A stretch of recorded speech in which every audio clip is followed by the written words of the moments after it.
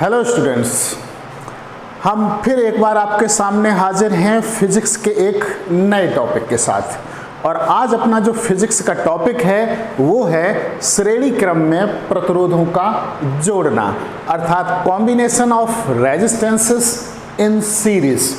Dear students, किसी भी वैद्युत परिपथ में, किसी भी इलेक्ट्रिक सर्किट में प्रतिरोधों को दो प्रकार से जोड़ा जा सकता है, श्रेणी क्रम में और समांतर क्रम में, अर्थात इन सीरीज और इन पैरेलल। तो आज अपना जो टॉपिक है उसमें हम सीखेंगे कि श्रेणी क्रम में प्रतिरोधों को कैसे जोड़ते हैं। डियर स्टूडेंट्स, जब भी हम प्रतिरोधों को श्रेणी क्रम में जोड़ते हैं तो प्रत्येक प्रतिरोध के अंतिम सिरे को उससे अगले वाले प्रतिरोध के पहले सिरे से जोड़ते चले जाते हैं। जैसे कि आप देखिएगा इस चित्र में, प्रथम प्रतिरोध है R1, दूसरा है R2 और तीसरा प्रतिरोध है R3। तो प्रथम प्रतिरोध के अंतिम सिरे को दूसरे प्रतिरोध R2 के पहले सिरे से जोड़ा गया है और दूसरे प्रतिरोध R2 के अंतिम सिरे को तीसरे प्रतिरोध R3 के प्रथम सिरे से जोड़ा गया है।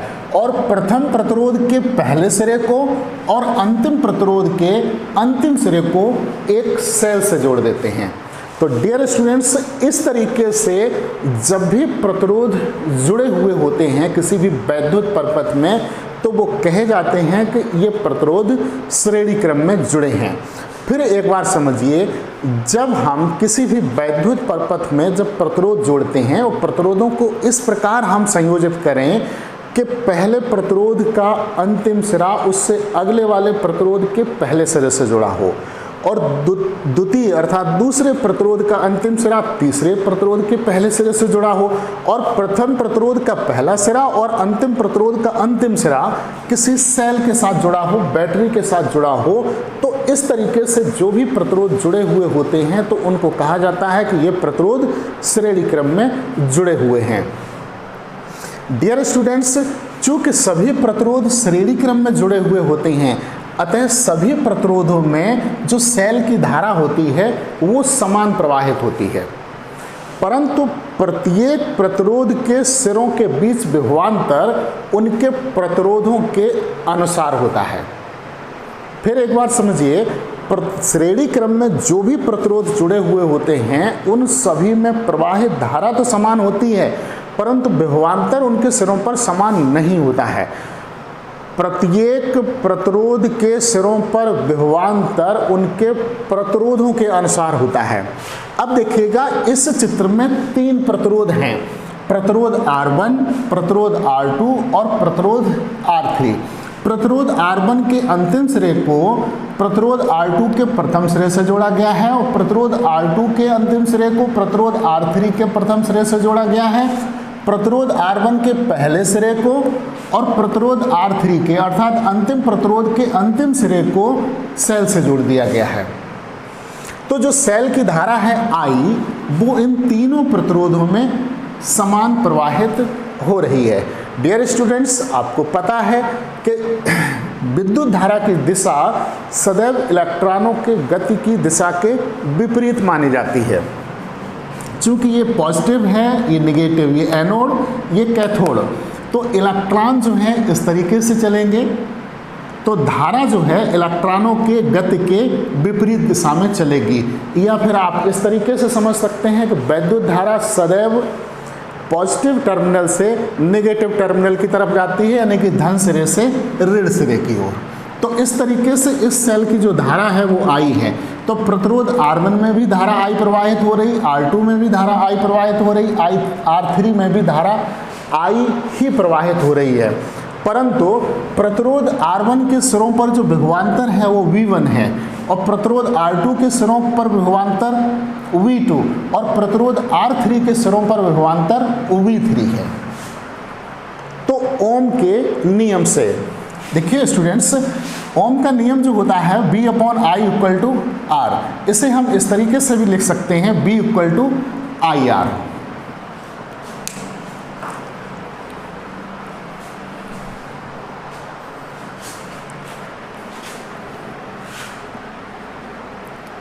फ्रॉम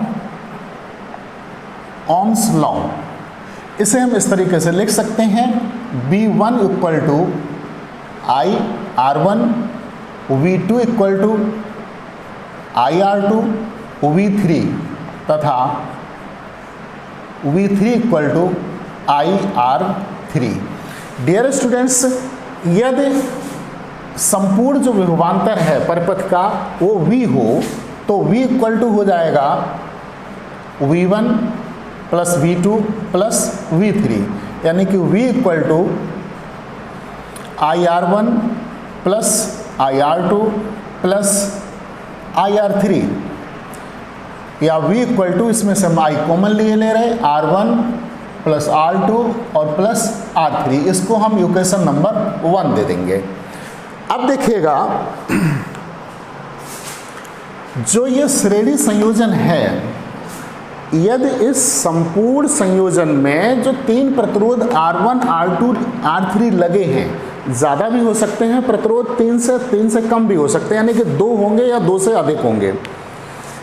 तो इन तीनों प्रतिरोधों के स्थान पर यदि इनके समतुल्य एक प्रतिरोध लगा हो R और जिसके परपथ का जो कुल विभवांतर V हो, तो पुनः ओम के नियम से V इक्वल टू हो जाएगा IR। इसको हम मान लेंगे समीकरण नंबर 2। तो समीकरण 1 बस समीकरण 2 से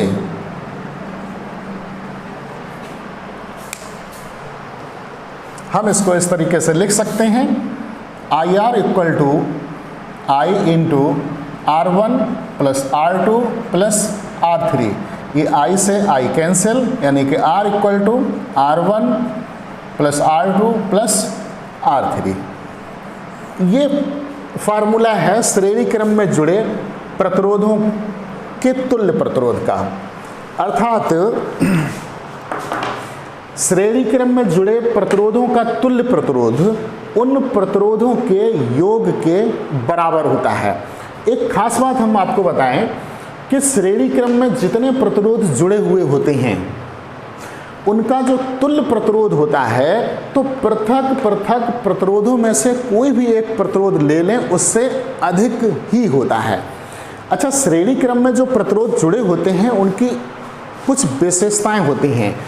पहली विशेषता ये होती है कि यदि श्रेणी क्रम में प्रतिरोध जुड़े हुए हैं, श्रेणी क्रम में प्रतिरोध जुड़े हुए हैं, तो जो पहली विशेषता है वो ये होगी कि तीनों प्रतिरोधों में, या 4 प्रतिरोध हैं, 5 प्रतिरोध हैं, चाहे जितने भी प्रतिरोध हैं, सभी में जो धारा है वो समान प्रवाहित होती है।